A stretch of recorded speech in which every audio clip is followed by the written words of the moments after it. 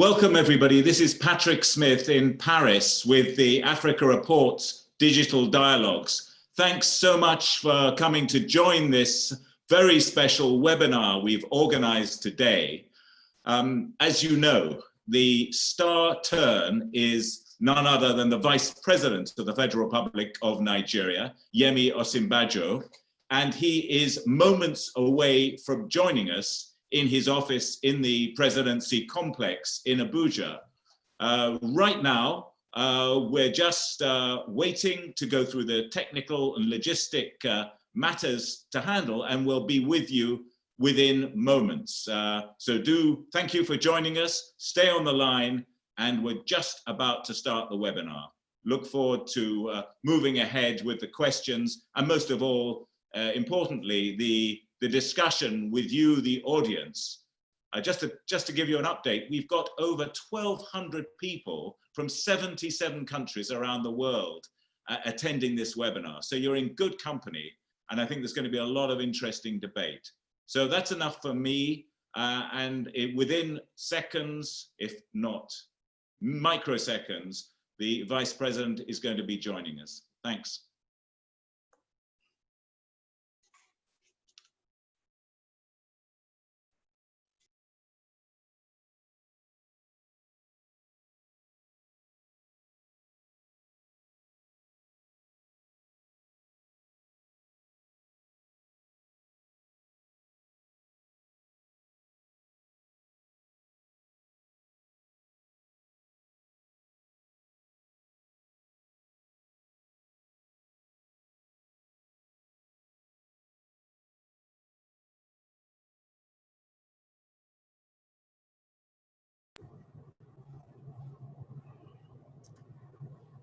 Yep.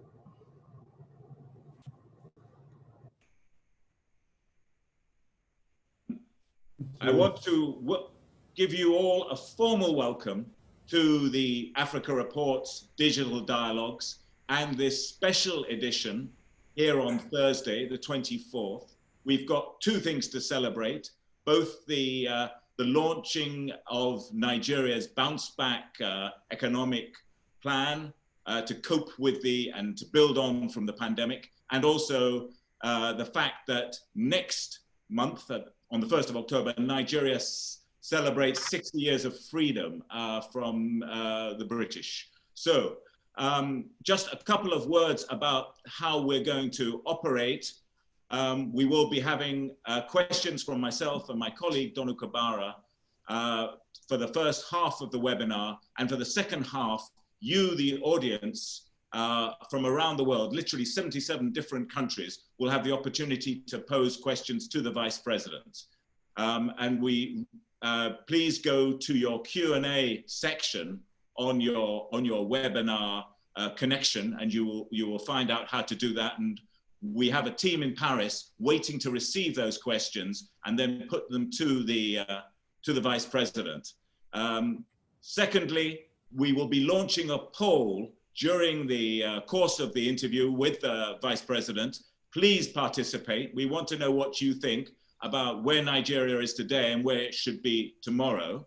And of course, if you have any technical problems in terms of reception and communication with our team in Paris, do let us know in the Q&A section. So without further ado, we'll get going. And I'm going to hand you over to my esteemed colleague and veteran journalist on the Nigerian and African and international scene, Donu Kabara, who is in Abuja, just literally hundreds of meters away from the Vice President's office in the federal capital of Nigeria.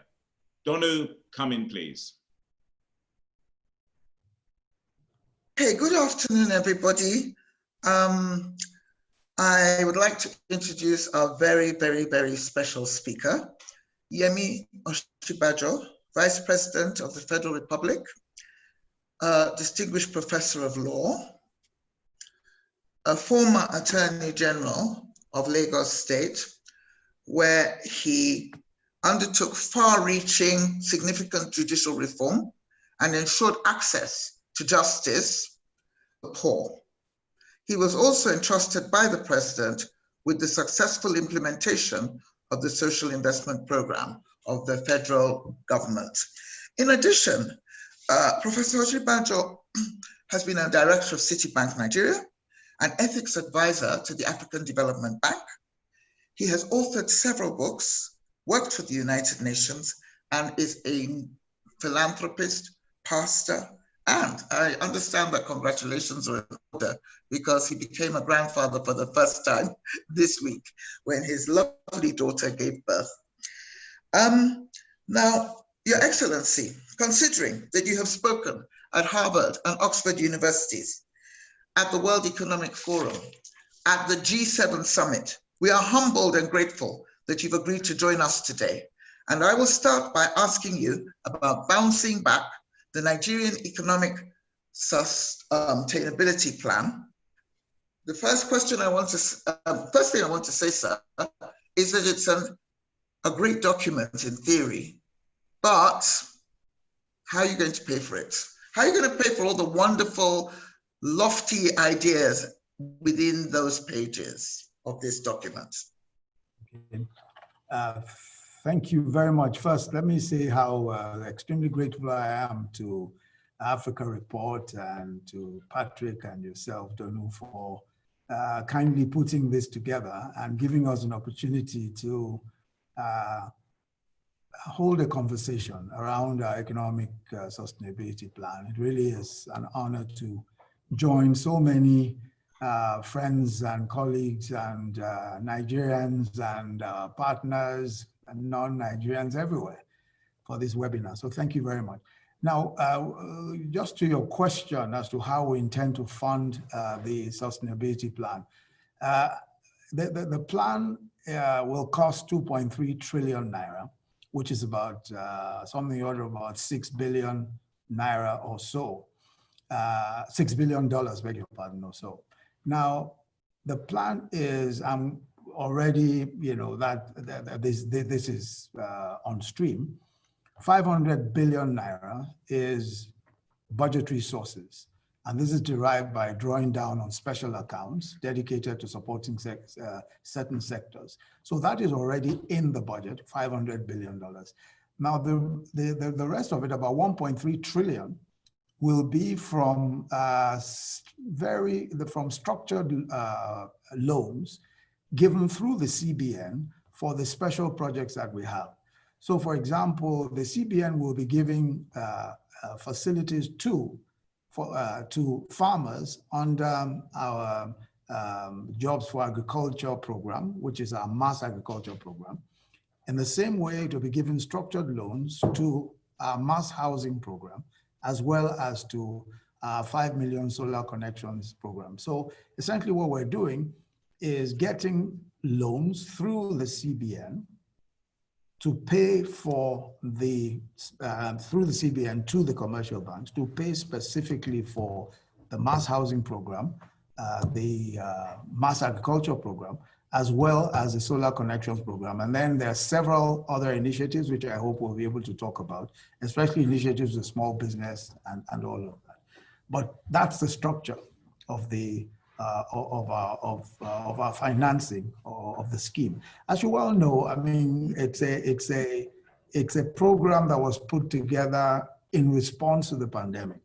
So this is almost entirely out of budget. We had to do a revised budget to be able to accommodate these expenditures. And revenues have dropped, I mean, as you know, from the pandemic, almost 60%.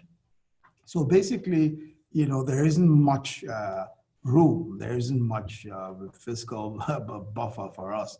So we've had to be as creative as possible, which is why we had to go the route of getting the central bank to give loans for these various programs, which is the main source of funding.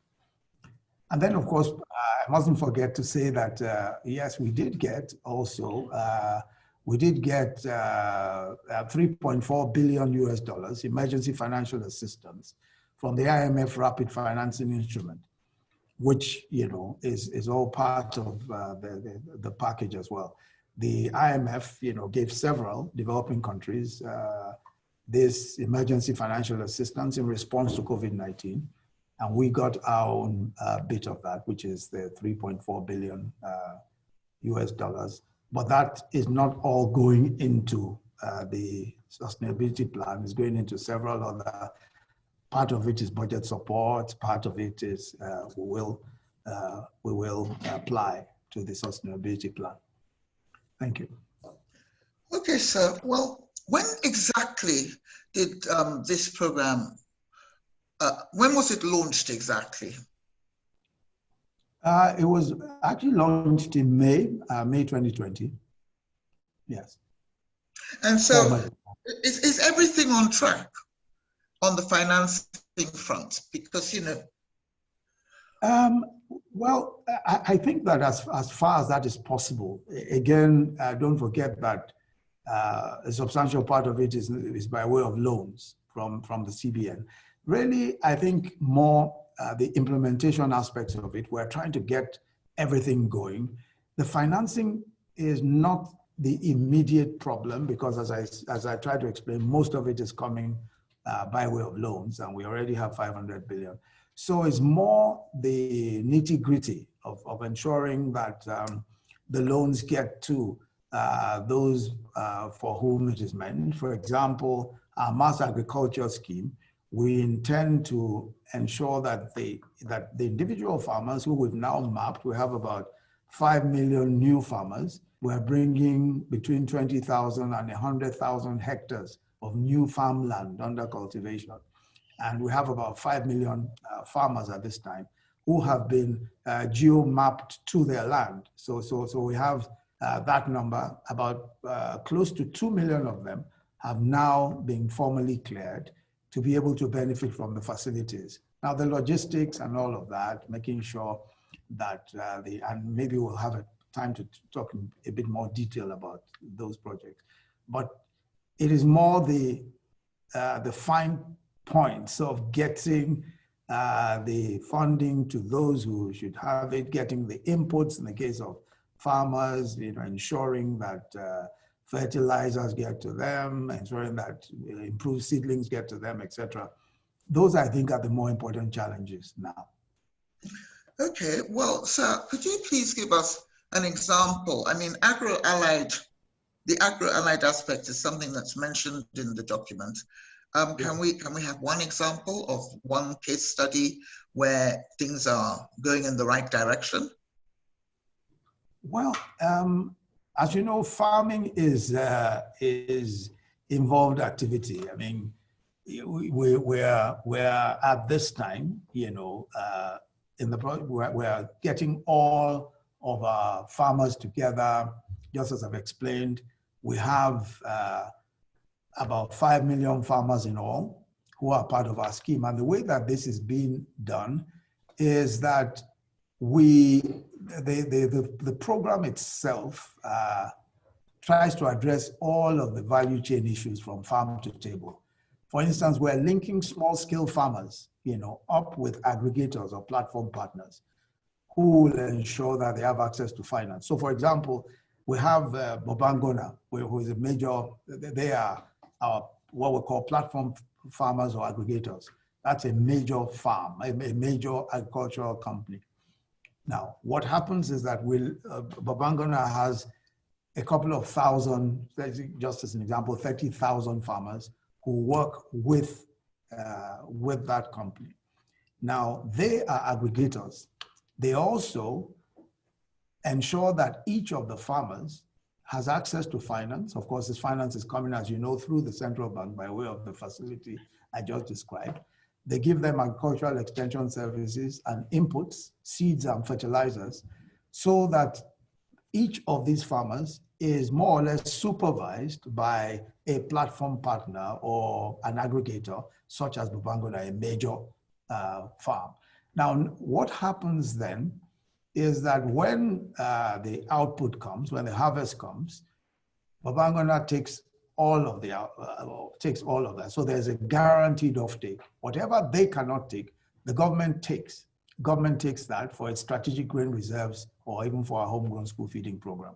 So one of the key factors of this mass agricultural program is that there is guaranteed offtake for the farmers. So because what we're trying to achieve is both creation of jobs millions of jobs for the farmers.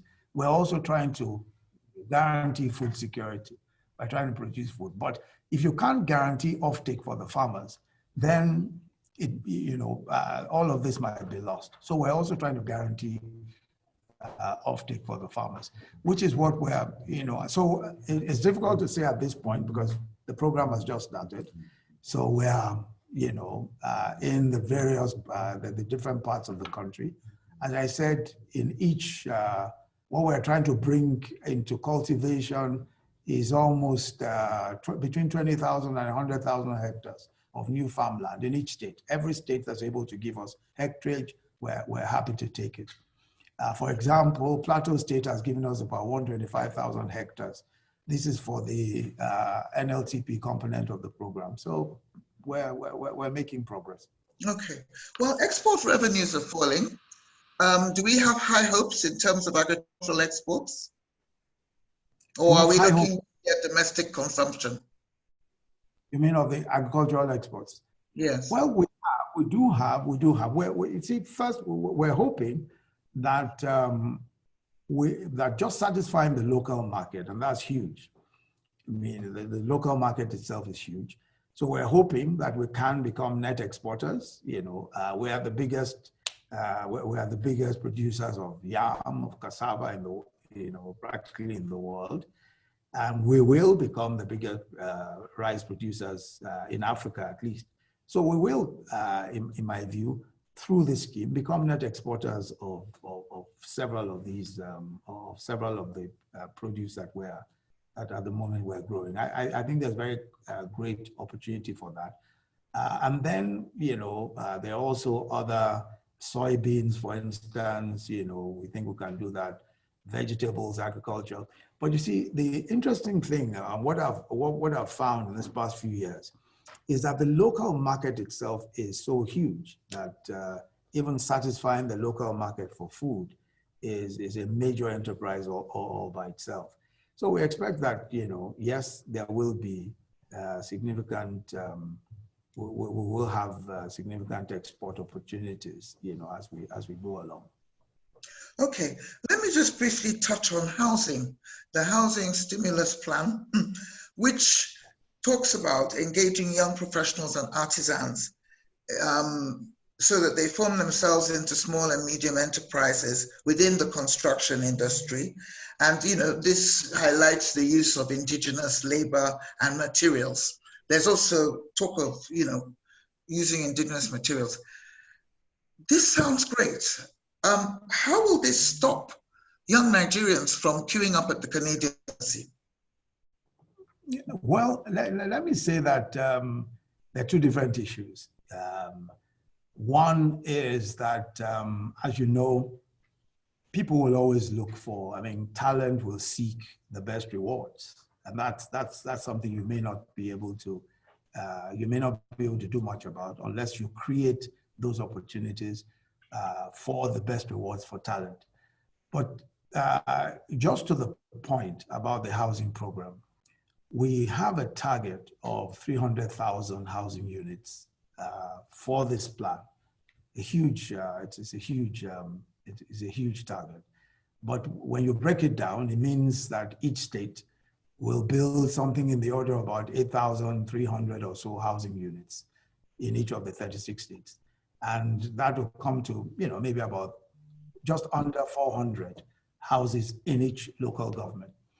Now, the whole idea is to engage young men and women who are builders, architects, and all that, forming small companies that can take these housing units in lots, right? So, for example, a group of a small company of builders will take 10 houses, build 10 houses in a state, build 20 houses, and all of that. And what we expect to happen and what we have planned is that in each site, you would have block making going on there, you would have door manufacturing, you would have window manufacturing and all of that. In other words, we're trying to ensure that it is local local materials that are used, local labor, local materials, and all of that, so that the engineers, builders, designers have something to do, the carpenters, artisans, etc., also have something to do in each of these sites. Okay. Well, Okay. each of, right. Sorry, sir. I mustn't monopolize you. It's Patrick's turn to ask you a few questions. All right. Thank you, Donu.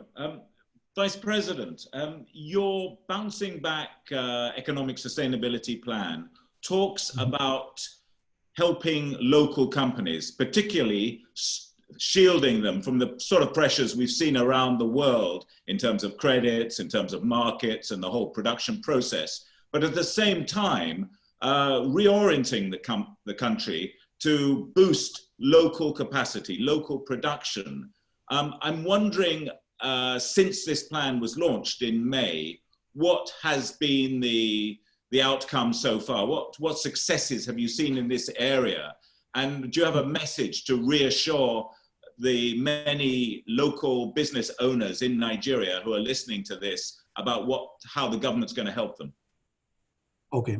Let me say first that just a couple of days ago, we launched what is called the Survival Fund. The Ministry of Industry, Trade and Investment launched the Survival Fund. Now, the Survival Fund is payroll support for about 500,000 beneficiaries. And the plan is to take qualifying businesses, small businesses, who have a minimum of 10 employees, and we will pay salaries of 10 employees of these small scale companies for 3 months. So we'll take up their pay for 3 months, 10 of the employees for 3 months. Now, we just opened the portal about 2-3 days ago, and there's been massive response to that. So payroll support is one very important way that we intend to support small-scale industry. We're also giving artisans and transporters grants of about 100,000 naira per artisan or per transporter, and that will cover about 333,000 such artisans and transporters. There's also a free business name registration that we're doing for 250,000 persons who wish to register their businesses. In total, we're looking at about 1.3 million beneficiaries under the Survival Fund and under the MSME grants to the artisans and transporters grants. Then we also have a guaranteed offtake scheme.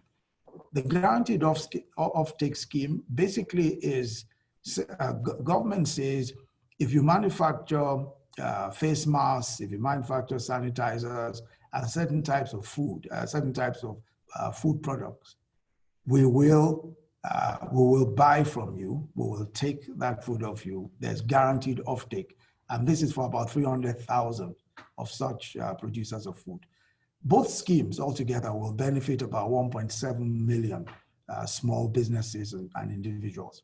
Now, it is, and when you look at it in terms of the overall numbers, you know, we know that this isn't going to, it's not going to dramatically, it's not going to make a dramatic change.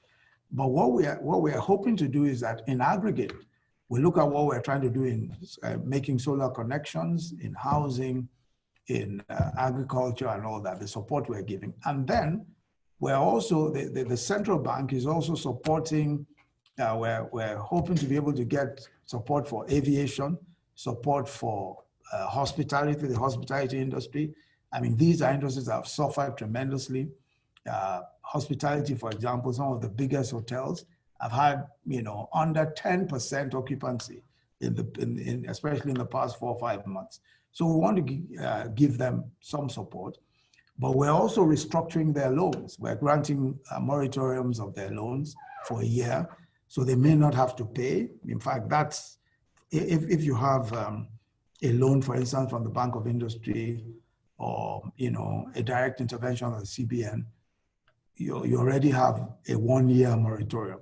And we're trying to get the same moratorium for many businesses who have commercial loans so that they can, you know, go off for 1 year without having to pay to pay any loans, just to ease their cash flows and all that. So these are, some of what we're trying to achieve. Thank you, Vice President. I wanted to ask about the revenue situation, because you said to us how you're planning to finance the bounce back program itself. But then there's the matter of just running the country as well, using the budgetary revenue to finance the health, education, social investment and infrastructure and so on.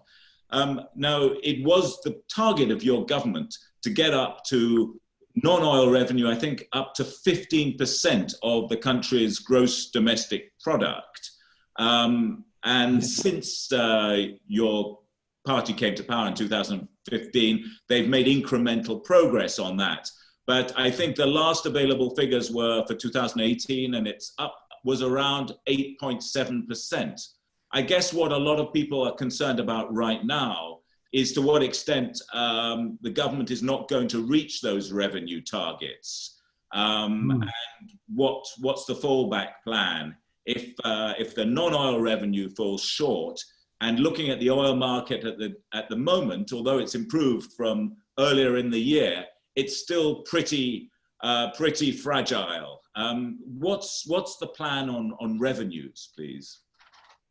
Okay, thank you.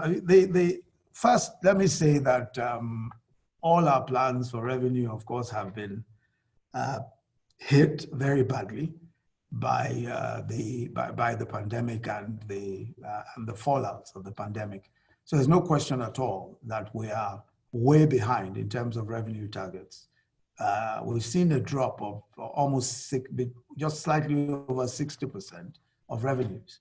So it's a major hit. There's no question at all that it's very difficult to meet revenue objectives. And, despite the fact also that oil prices at least have sort of stabilized somewhat, but the problem we have is with fairly low production and very low uptake of oil, of cargo.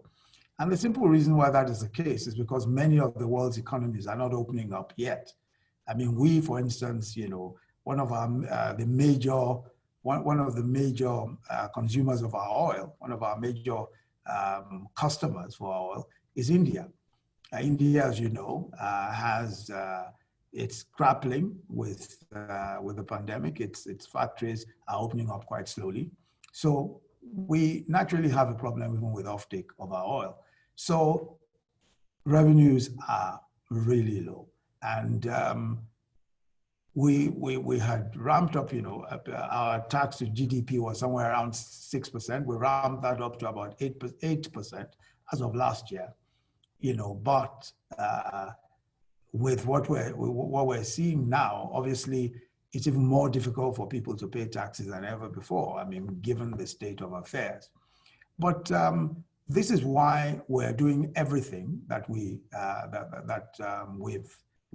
doing, namely trying to ensure that businesses survive this period by providing as much support as we can, by relieving them of as much, by relieving them of as much burden as possible, especially by way of their loans, ensuring that they're able to get some, moratorium and some allowance so that they can at least continue to run their businesses. And by all the other interventions and support that we're giving, we hope that those interventions will help businesses. Our approach is first to ensure that we save jobs. If we save jobs, if we save businesses, if that works, and then we do the best we can in agriculture, do the best we can through the housing schemes and all of that, we will actually be able to improve spending. And if we're able to improve spending, if we're able to improve money in the hands of people, taxes will definitely improve. If businesses survive, taxes will improve. So those are the sorts of projections that we have. But there's no question at all that in terms of our finances, we're going through possibly the most difficult period in our recent history. So, Vice President, can Nigerian businesses and particularly the wealthy individuals expect at some point to pay higher taxes? Or is the government on the other side of the argument that putting up taxes now would actually be counterproductive because it would slow the country's recovery from the pandemic-induced recession? Yeah, our position really is that this is hardly the time to raise taxes. Yeah. As a matter of fact, the way that we've looked at it is that as much as possible, we should be looking at how to reduce the burden, rather than increase the burden. We think that companies that are already within the net who are paying their taxes, should just be left alone to prosper. And as things improve, I'm sure that our own financial flows will improve. But we're certainly not looking at increasing taxes at all. As a matter of fact, all of what we're looking at now is how to ensure that the environment, makes sense for badly hit supply chains, badly hit businesses. As I've said, several businesses have huge problems just trying to stay alive, so a tax increase just wouldn't make sense at this point.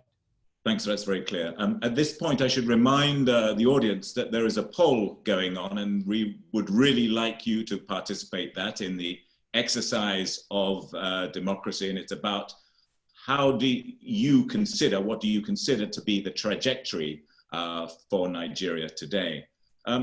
Vice President, I wanted to follow up then on this issue of public finance with a question about the recent cut to the subsidy on fuel in Nigeria and the move to a more market-driven tariff for electricity provision. Are those moves out of financial necessity, or does it mark a shift in government thinking towards using more tools of market economics to run the economy and trying to make fuel distribution and electricity provision more commercially viable and more successful? Okay, thank you. Let me say first that we've had, as I said, a severe downturn in our finances. So at 60% less revenue, we're in a position where sustaining fuel subsidies is practically impossible, simply because we do not have the resources. That's the first thing. Now, and so as of March 18th, 2020 was when we effectively deregulated. When oil prices at that time were very low, pump price was at about 125 naira.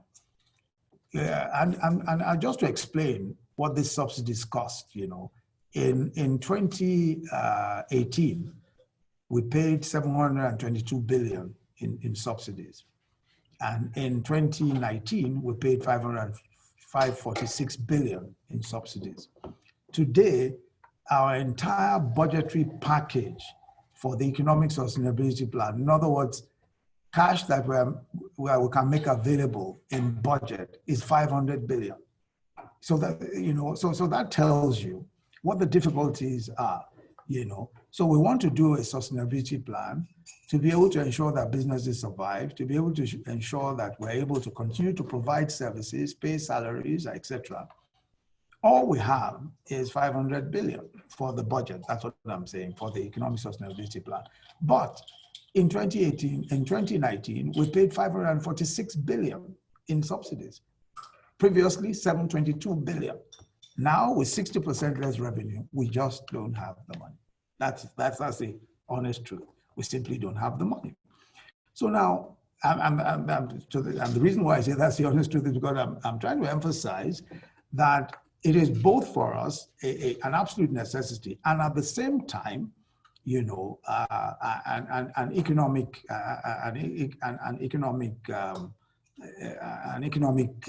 approach to solving the problem.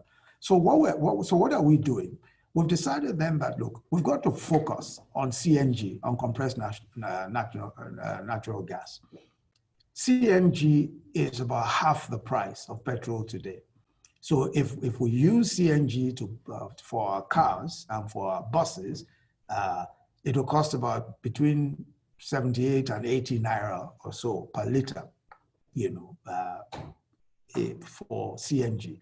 And we're thinking that if we convert cars, of course, government will bear the cost of the conversion of cars and buses so that they can use both CNG and PMS and petrol. We'll be able to bring down the cost so that the average person, transporter, individual who owns a car, will be able to get power, will be able to get energy, will be able to get will be able to power their cars and all of that at about half the cost that they are paying currently today. Now, just to give an example, Dangote, who has a large fleet of trucks, has already converted to CNG. That's almost 5,000 trucks. So he's able to use PMS and CNG. We already have an experiment going on in Edo State also about converting cars and all of that. The whole of India use CNG. India doesn't even have petrol or gas, but they use, they import gas and use CNG. So we think that this is the way to go for us. We think that expensive petrol subsidies cannot even be sustained because we simply don't have the resources to do so. So that's part of the strategy that we're adopting. Now, in the case of electricity, what we're trying to do is to ensure that we're able to, I mean, as you know, the electricity industry is privatized, except for transmission, But what we've seen is that the discos, these are the distribution companies, are just not able to meet their targets or to even provide electricity on any kind of stable basis. Now, we have at various times, at this point, we have at least close to 11,000 megawatts of power, installed capacity of something close to 13,000 megawatts of power. But we're able to dispatch about 4,000. We have the capacity to do about 5,000, but even part of that is rejected. Why? The discos will say, well, we can't sell this, but there's no, and in many cases, and this is the fault of many of them, there's no metering. So, naturally, people resist the estimated billings and all of that. So what we've tried to do is to say, look, and they've been hankering all these years for estimated, for cost-reflective tariffs, where government has been paying, again, the subsidy.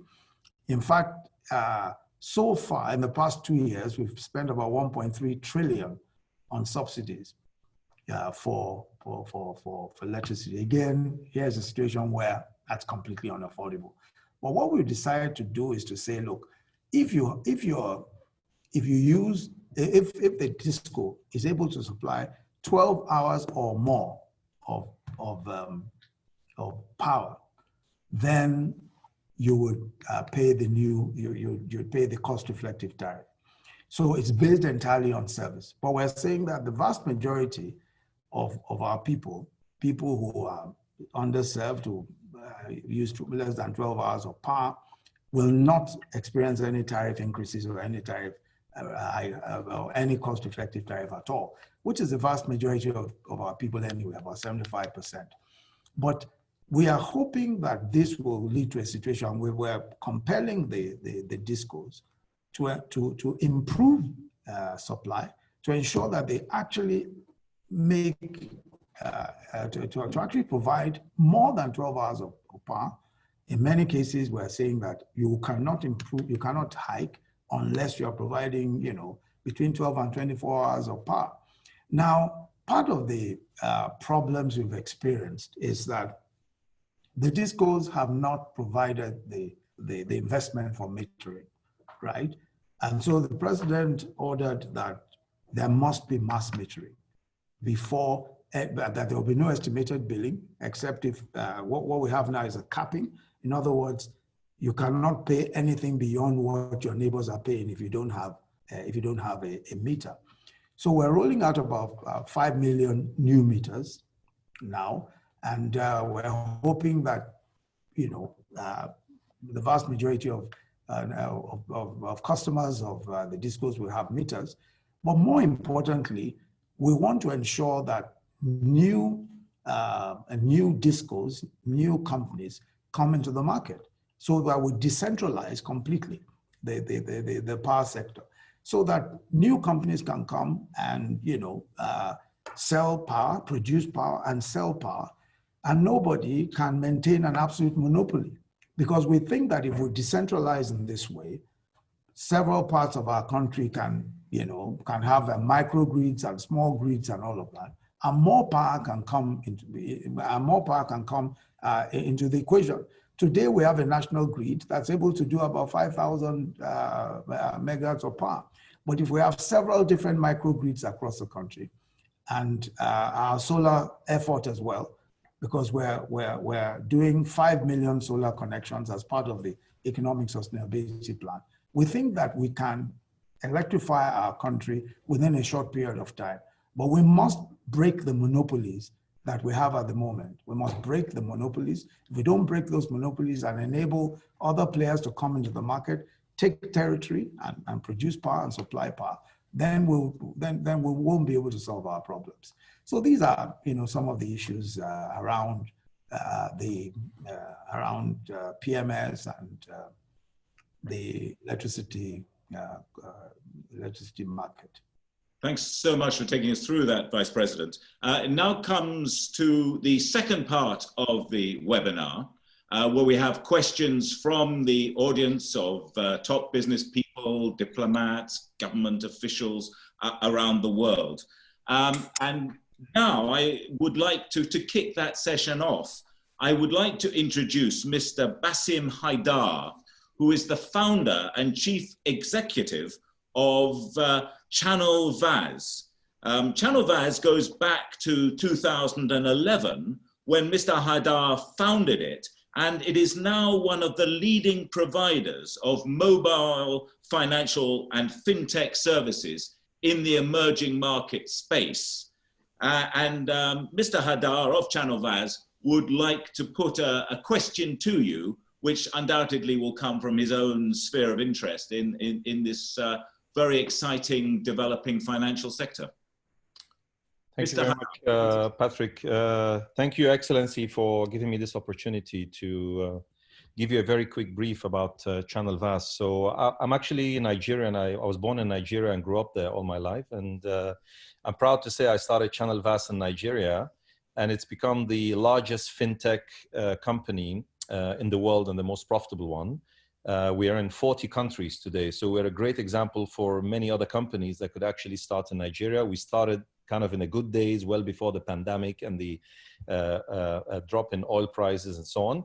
But one of the big concern I have, and we have now international investors on our board, and we want to invest more money in Nigeria. The biggest concern the investors have today is, how do we take our money out? The system simply does not provide us with foreign currency anymore. Foreign currency is being preserved for key raw materials. A lot of other materials have been banned from importation, knowing Nigeria is an import country, even though it's on a trajectory to hopefully become self-independent.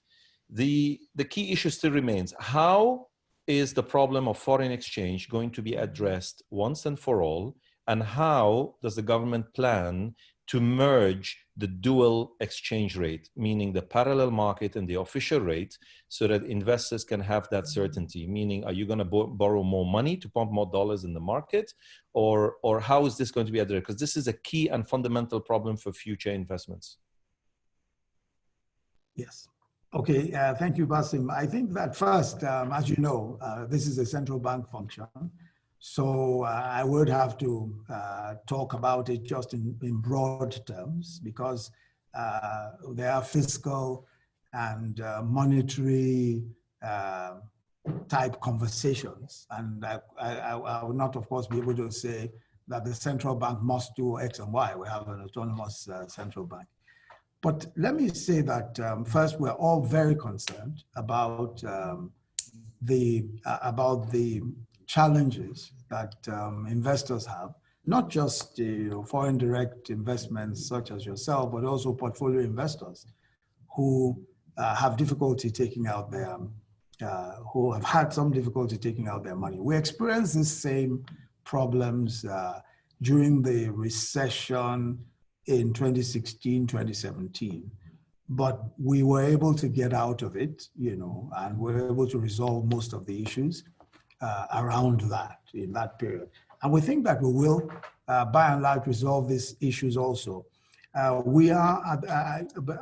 conversations with the central bank are generally to the effect that we're looking at all the possible options for ensuring greater liquidity in the foreign exchange market, especially the I&E window. We're looking at all the possible options.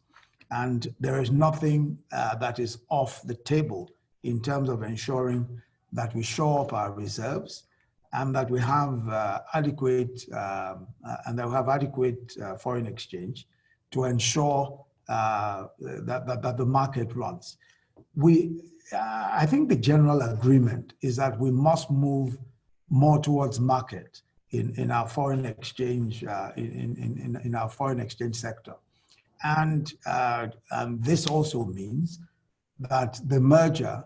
This also means that the merger of the exchange rates, the dual exchange rate, is without a doubt something on that's something on the cards. The central bank has chosen to take a gradualist approach to that merger, but we expect that that will be ramped up quite quickly. We all have concerns, especially those of us, the fiscal side. We have concerns about ensuring that there is more, that the foreign exchange market is more market driven, and that we give more room. And we think that if market is allowed to play more of a role, we think that foreign exchange will come in. We think that there are several investors that might be waiting on the wings, waiting to see a much more certain and a much more market-driven exchange rate. And if they see that, the dollars will come in. We don't think that it's just a matter of acquiring dollars from somewhere. We think that the very logic of markets is that if we open it up, the dollars will come in. If you recall, in 2016, 2017, once we opened the I&E window and allowed a bit of market, we found a boost. And this is what we, especially on the fiscal side, think should happen. And we're very hopeful that will be the approach that the central bank will take. Thank you so much, Vice President. I'm going to try to push these questions into groups. We've got so many. Yesterday evening we had over 150 questions, even more come in since you started speaking today. The first bunch of questions are about, I guess, broadly the economic nationalist question. Idi Nazufi, who is an educator, asks about the policy of Nigeria closing its borders as of last August, well before the pandemic. And we have a question from Hamdan Borji of the World Food Programme in Addis Ababa, again asking how Nigeria's approach to border closure fits in with the imperatives of the African Continental Free Trade Area. And a very specific question from Dr. Seydou Sako of ECOWAS, who asks you, when will Nigeria reopen its borders? Can you give us a sense of the government's thinking on these questions and, if possible, a timeline? Well, let me say first that the reasons why we closed our borders at the time we did were two main reasons. The first was that we were trying to control the avalanche of smuggled light arms and ammunition into the country, which, as you know, is a major security concern for us, especially as we contend with insurgency in the Northeast, some banditry in the Northwest, and some of the insecurity problems that we had. So the smuggling of light arms and ammunition is one. Secondly, of course, you probably also appreciate that we found that producers in priority sectors like rice and poultry were struggling to cope with smuggled products dumped in our market using our land borders as entry points. As a matter of fact, some of our neighbors, we had to contend with some of our neighbors actually being used as almost staging posts for bringing in rice and poultry and other smuggled products into Nigeria. So what we've done then, and we're working with our neighbors to see how, on what terms we will reopen those borders. We're at the moment undertaking joint border patrols, and these joint border patrols are at an experimental stage. And this is a positive signal. We expect a lot of progress on this matter. We got all of our neighbors to understand that aside from the fact that smuggling arms and ammunition and these products is existential for us, economically and security-wise, we had to get their buy-in and cooperation to working with us to ensure that we're able to control smuggling along the borders. So we think that these joint patrols are working, and I'm sure that soon enough we should have the borders open. Regarding the question of how this works with the free trade, I think that we are committed to the free trade agreements, and we are negotiating all of the, we're at this point negotiating all of the various aspects that require negotiation. But I want to say that we are also concerned about, with threats to security and threats to the economy. And we have to take certain actions sometimes, which of course may not necessarily be in the overall interests of everyone, but at least would satisfy the immediate requirements and the immediate needs of our country. We have to have a country that will survive in order to be able to negotiate and deal with other countries in our region. So I think that that's our reason for the border closures, but it certainly isn't meant to be permanent, and we are looking forward to reopening as quickly as possible.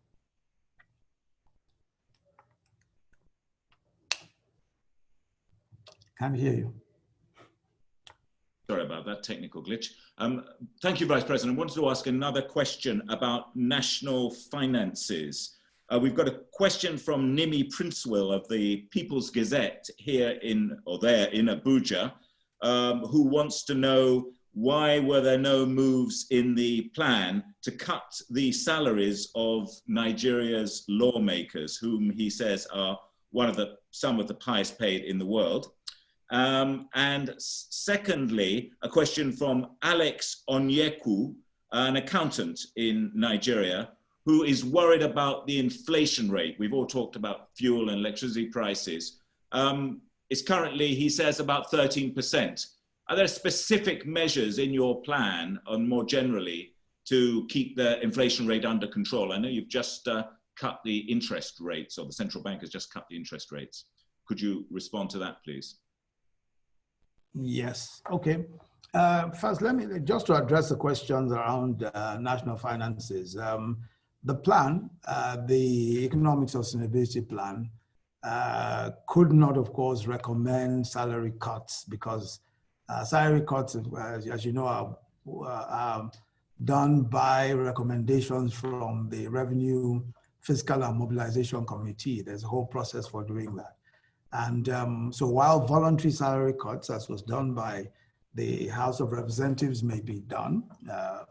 In order to do so in any meaningful way and effectively, you have to go through the Revenue Fiscal Mobilization Commission to do so.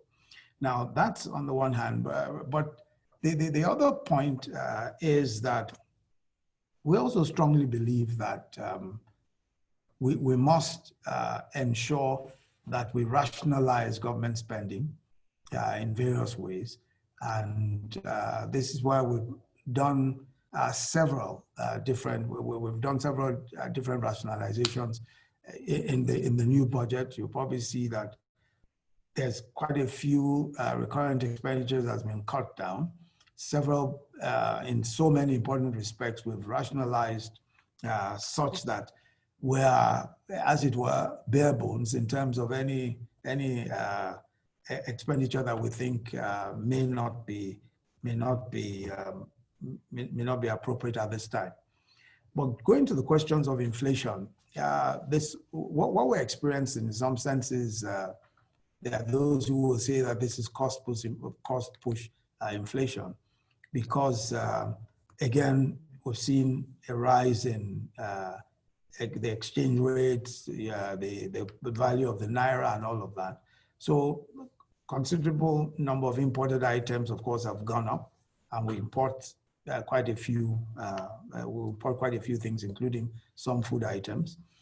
And we've also had some, because of the disruptions in the supply chain over the COVID period, that has also led to prices going up. So what you found is that in many cases, prices went up. Of course, the inflation has moved up in the past 2-3 months, and that is in the period when these severe disruptions took place. We think that as the supply chains open up, as we ramp up food production, and as we bring back more of our businesses and all of that, we think that we might be able to bring down inflation somewhat. But again, as economists will say, we may have to allow some bit of inflation in order to be able to increase consumer spending, in order to put money in the hands of people. We may have to just tolerate some inflation. But we're working very hard to ensure that we don't wipe out money in people's hands by the inflationary trends. And we think that with increased supply of goods and with the disruptions corrected, with food production going up, we think that we might be able to do much more and improve inflation more. Thank you, Vice President. Time to remind all our viewers again, there's a poll up there, and the questions will be on the screen, and please respond. While you're doing that, I wanted to bring a question from Maximilian. You can see the poll results. I don't read them. We have a question from Maximilian Jarrett, who is the Africa director of the International Energy Agency here in Paris. And he asks about the importance of scaled up investments in the entire energy sector, right across the board, from oil, gas, and to the sort of pioneering solar investments you've talked about. And I'd also just like to reflect a lot of interest from attendees at this webinar and Nigeria investors in general about the announcement that there is going to be the final reforms of the oil sector. This petroleum industry bill that has been in the works for many years is meant to be going to the National Assembly this year. And I wondered if you could say a few words about that, both the timeline and the sort of provisions we're likely to see when those oil sector and gas sector reforms go to the National Assembly this year. Thanks. Okay. Okay, I think first, obviously, we're looking at improved investments in the. We're looking at improved investments in the oil sector, and we think that the PIB, the Petroleum Industry Bill, is an important factor in improving those investments. Everybody wants to see. Everybody wants to see some activity. People just want to see more certainty in order to be able to invest, bring in the investments. So we expect and we're hoping that the PIB, the Petroleum Industry Bill, will go to Parliament, and we hope that by I don't want to commit to any time. I think we've had all sorts of committing to time in terms of when it will come back from Parliament, but everybody is excited about getting this done. So we expect that that we should get the Petroleum Industry Bill back into Parliament at least within the next couple of weeks, maximum. I think another 2-3 weeks it should be in Parliament. I don't think it should take too long for it to be passed because there's already a lot of legislative and executive agreement about many of the key issues and areas. So I don't think we should have too many difficulties with the provisions. So we expect that it'll go back for a few changes and all of that, and then we should expect that it should come back as quickly as possible. So it's looking quite good in terms of time. Yes. Okay. I'd like to hand over to my colleague, Donu Kabara again. We understand that time is pressing on your side. Donu, please. Yes. Your Excellency, yes, the perennial question of foreign investment comes up yet again. I'm sure you're very used to it. We have several questions about this from both Nigerians in the diaspora and, interested parties from other places. For example, Yakubu Daudu at the Embassy of Nigeria in Mexico, Javier Huesco from Cooperación Empresarial Grupo Puma in Spain, and Jason Chukura, who is a Nigerian businessman in the United States. What they all want to know, in a nutshell, is how can foreigners or people from abroad, Nigerians abroad, key into the economic revival plan, and what are you doing to make it easier for them to do so? Well, let me say that first, we're excited about the interest that Nigerians in diaspora are showing, and there are areas where they can where they can key in. For example, we've got quite a few expressions of interest in solar connections. A good number of companies owned by Nigerians abroad who are involved in solar home systems and all of that have shown an interest, and we've directed them to the Rural Electrification Agency and the Ministry of Power. We already have a system in place which takes expressions of interest, and we expect that very soon there will be a bit more information also about all of that. We were working on what the terms and conditions of the facilities from the central bank will be. But now that those have been settled, as a matter of fact, I think they were released last week, we should have more publicity around, how people can come in and participate in that. But aside from that,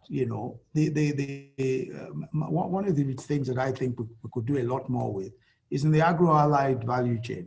For instance, we're looking at post-harvest losses and controlling post-harvest losses. And there are, investments in poultry, investments in rice production, investment in vegetable production. There's so many different ways. For example, there are companies like Thrive Agric, Farm Crowdy, that allow investors to simply invest in, it's almost like, so they have these kinds of almost crowdfunding type investments. So if you're interested in investing in agriculture, for instance, your investment in Thrive Agric or Farm Crowdy, they invest in farms on your behalf, and you can see it online everywhere. You can go to their website and see what's going on. You can identify the individual farms that you want to invest in and all that. So there are all sorts of opportunities for investments in all the work that we're doing. But there's nothing better than coming to see for yourself and trying to see whether there are ways that you can get engaged. But again, there are all sorts of opportunities. Okay, sir. We'd love to talk for much longer, but we know you're very busy, and we'd just like to seize this opportunity to thank you for your time and for giving us the benefit of your knowledge about what's going on within the Nigerian corridors of power. Thank you, sir. Thank you very much. Thank you very much, Dodo. Thank you very much, Patrick. Thank you very much, everyone, for participating in the webinar. And I hope that we'll be able to get all of the other questions. If there's a way by which we could answer them and make them available, I don't know how that would work. But if there's a way of doing so, I'd certainly like to do so that we can engage as many people as possible. And whatever ideas people have also, I had wished that we'll get a few suggestions. Well, to see if people are more interested in probing, asking for the answers. So that's good. Thank you very, very much. Thanks, Vice President. We'll make sure that you get both the questions and the ideas. Thanks for your time, and we hope it all works out well. Thanks. Thanks a lot. Please go to africareport.com for the full report of the webinar and what's going on in Nigeria at the moment. Thanks for all your support.